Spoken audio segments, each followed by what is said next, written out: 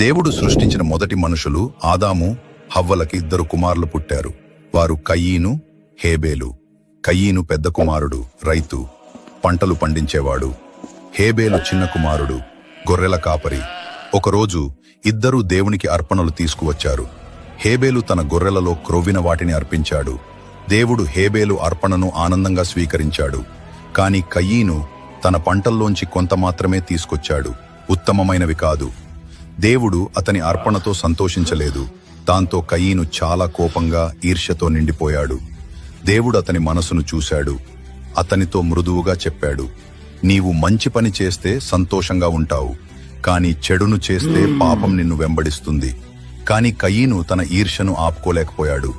ఒకరోజు పొలంలో ఉన్నప్పుడు అతని కోపం అదుపు తప్పింది. హేబేలుపై పడి అతనిని చంపేశాడు. దేవుడు కయీనుని అడిగాడు, నీ తమ్ముడు హేబేలు ఎక్కడా? కయీను అన్నాడు, నాకు తెలియదు. నేను ఎప్పుడు Download ShareChat.